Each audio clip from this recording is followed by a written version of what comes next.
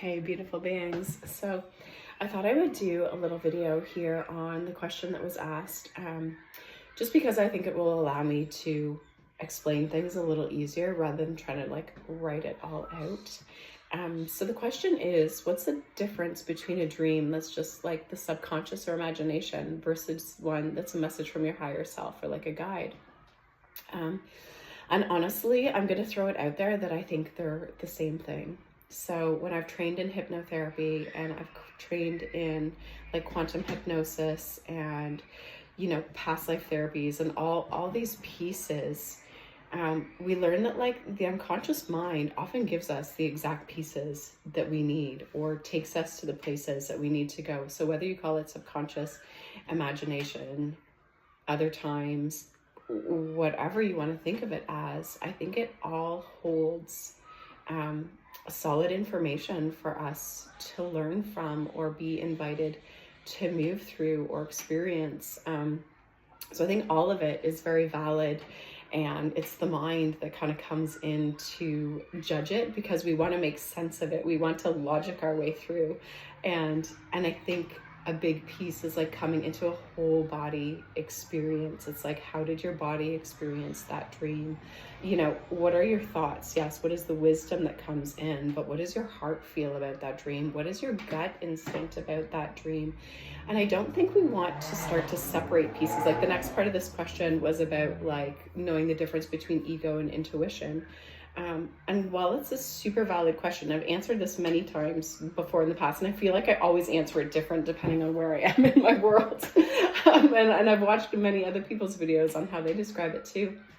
But at this point in my life, wholeness is really the piece that I find most important. And what that means is knowing I'm a spiritual divine being and I am like God in a body, but also knowing I am human being and I am earth in a body, and like one is not better than the other, and like ego's not wrong. We've had so much spiritual dogma that talks about like, we need to like push down the ego or suppress the ego or it's the problem and blah, blah, blah. And I really don't believe that to be true. I think like the way we were made, we didn't come with mistakes. Like the ego's not a mistake, and it's not something that we need to conquer.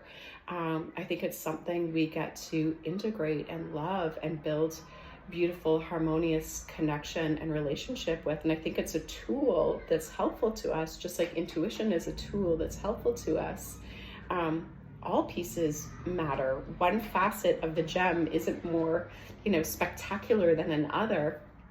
They're all beautiful facets. And so really this concept of wholeness is like, well, what does my intuition maybe say about it? And what does maybe like my ego say about it? And you can look at it that way if you want to. Or really you can be like, okay, what are my thoughts on this? Or what does my heart say about this? Or what is my gut instinct on this? And then we can kind of feel as a whole, like letting all those pieces connect and talk to each other. What is actually right for me? What is actually aligning to all parts of me? And a piece I like to do sometimes is this is part of parts integration therapy, which is like NLP, belief change therapy. Is like sometimes we're like, on one hand I see this, and on the other hand I see this, and we're like presenting these two sides, and it's hard because we can go back and forth between them.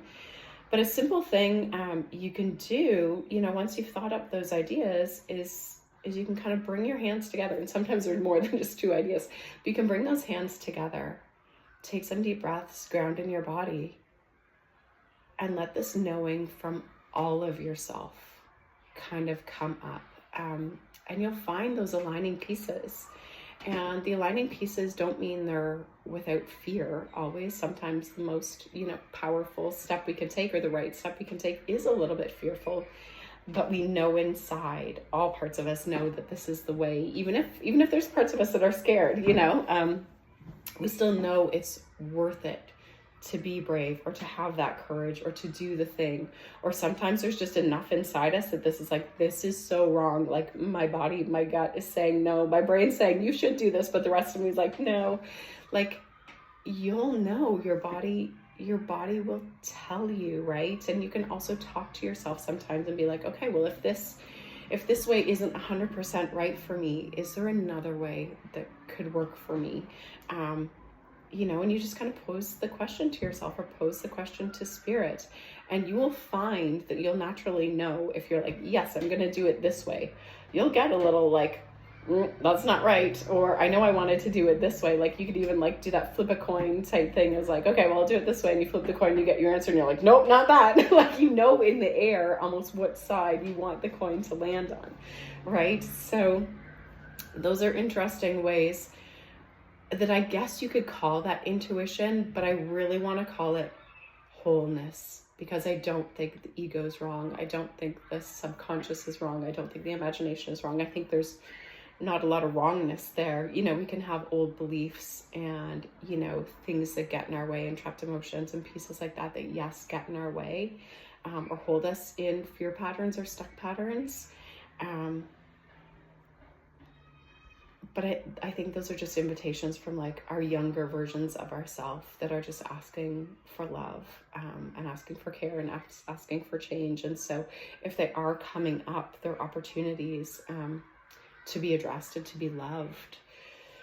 So I know that probably doesn't give like a full a full answer for what you're looking for.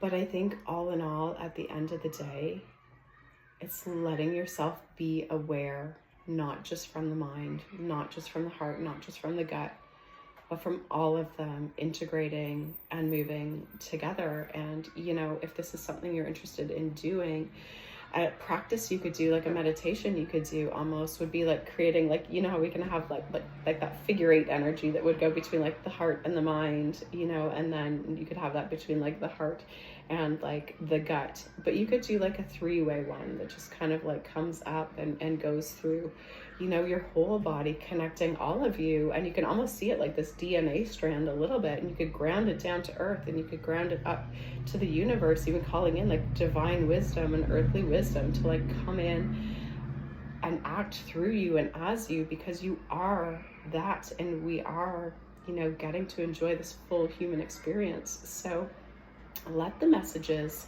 come from ego, let the messages come from intuition, let the messages come from wherever, and then feel from this place of wholeness.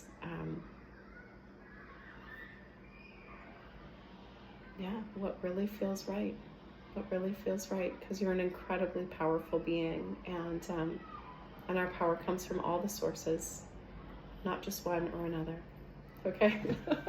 Long answer. Didn't seem like it gave a lot, but see how that feels. I can also post up some other people's descriptions of this too, and you can choose what feels right for you. Okay, much love.